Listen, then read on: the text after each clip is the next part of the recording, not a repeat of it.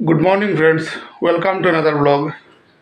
आज बुधवार এখন ডিউটিতে যাওয়ার পালা। এবার একটা কথা হলো গিয়ে যে জ্যোতি মালহোত্রা নামের মেয়েটাকে পাকিস্তানি স্পাই ইউটিউবার মেয়েটা ওর ইউটিউবে প্রায় 4 লাখের মতো ফলোয়ার, মানে 400K ফলোয়ার্স দেখলাম একদিন। আর ও পাকিস্তানের হয়ে চোরবৃত্তি করছিল, ওকে পাকড়াও করা হয়েছে। এবার কথা হলো গিয়ে যে এরকম মানুষ কেন পাকিস্তানের হয়ে চোরবৃত্তি করে, এটার পেছনে কারণটা কি থাকতে পারে? আর কেনই একজন ভারতীয় হয়ে পাকিস্তানের হয়ে কাজ করবে? এটার পেছনে তো কিছু কারণ থাকবে, তাই না? বা এই যে 400K ফলোয়ার্স বা 4 লাখ মাত্র ফলোয়ার, এই যে ফলোয়ারের সংখ্যা, এটা কিন্তু খুব একটা বেশি নয়। পাকিস্তান কেন তাহলে এই যে 10 মিলিয়ন ফলোয়ার, মানে 1 কোটি ফলোয়ার বা 20 মিলিয়ন ফলোয়ার বা 2 কোটি ফলোয়ার, এরকম মানুষকে কেন বা এরকম ইনফ্লুয়েন্সারদের কেন পাকড়াও করলো না?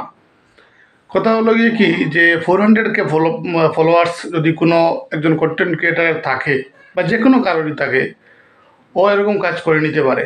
ওকে খুব তাড়াতাড়ি পাকিস্তানের মতো একটা দেশ ওর হয়ে কাজ করার জন্য রাজি করিয়ে নিতে পারে। কেন?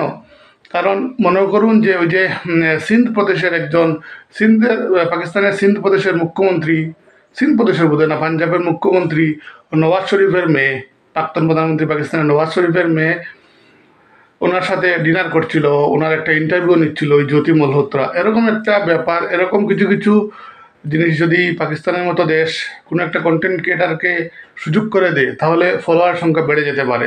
ফলোয়ার সংখ্যা বেড়ে যাওয়া মানে অনেক লাভ ওর।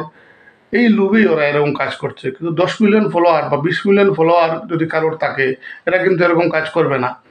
টাকা দিয়ে এদেরকে কোনো কাজ করানো যাবে না। একে তো হলো গিয়ে যে এরা একটা পপুলারিটি ওরা পেয়ে গেছে, একটা পপুলারিটির একটা স্তরে পৌঁছে গেছে। কোনো একটা জায়গায় ওরা যদি যায়, তাহলে ভিড় ওদেরকে ঘেরাও করে নেবে। তাহলে ওরা সুন্দরভাবে ওরা কোনো ধরনের কন্টেন্ট ক্রিয়েট করতে পারবে না। কিন্তু 400K ফলোয়ার বা 500K ফলোয়ার যদি কারোর থাকে, ওর কিন্তু একটা উচ্চ আকাঙ্ক্ষা থাকবে যে ওর 1 মিলিয়ন কবে হবে, 2 মিলিয়ন কবে হবে। আর এরকম যখন থাকে, ওকে সবাই হয়তো চিনতেও পারছে না, তখন কাজ করতে সুবিধা হয়। আমার তো মনে হয় এরকম আরও প্রচুর কন্টেন্ট ক্রিয়েটার রয়েছেন যাদেরকে দিয়ে পাকিস্তান চোরবৃত্তির কাজ করাচ্ছে। হয়তো খুব একটা কাজ ওরা করতেও পারবে না, সেনার ভেতরের খুব একটা খবর ওরা দিতেও পারবে না, কিন্তু ছোটোখাটো টুকরা টাকরা খবর ওরা দিয়ে দিচ্ছে হয়তো, তাই ধরা পড়েছে। জ্যোতি মালহোত্রা নয়, এরকম আর অনেককে ধরা পড়তে দেখলাম। আমি খুব একটা নিউজ ফলো করছি না এই ব্যাপার নিয়ে, কারণ কোনটা সত্যি কোনটা মিথ্যা বোঝাও যাচ্ছে না।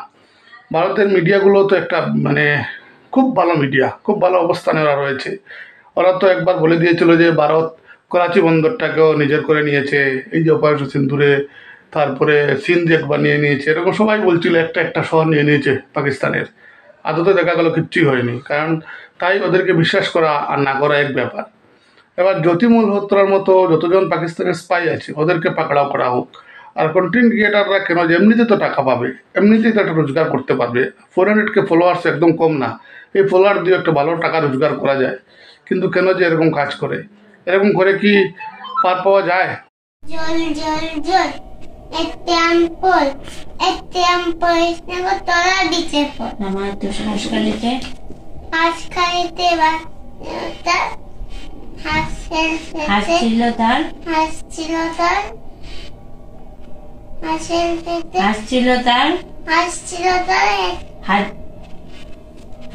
তার হাজার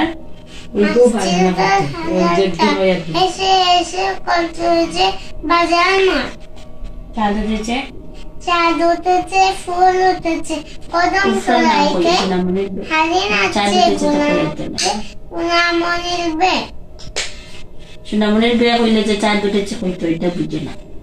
চাঁদ উঠেছে না কইলে হয় না। সোনামনির বিয়ে বললে তুমি চাঁদ উঠেছে ফুল ফুটেছে বলে, তুমি যখন তোরাই বেতারে সোনামনির বিয়ে করলে তখন যেমন থাকবে।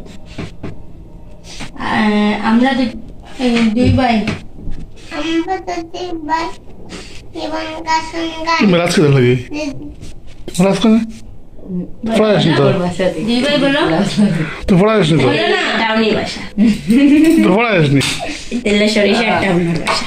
ওরে দুই ভাই পড়ো বাবা, পড়ো, বলো বলো। আমি দেখবো তোমরা কি করছো। আমরা কি করছি তোমরা দেখতে হবে না। আমি আমি দেখবো। শেষ, আর দেখতে হবে না। হয়েছে, দেখো শোনো, 2 ভাই বলো।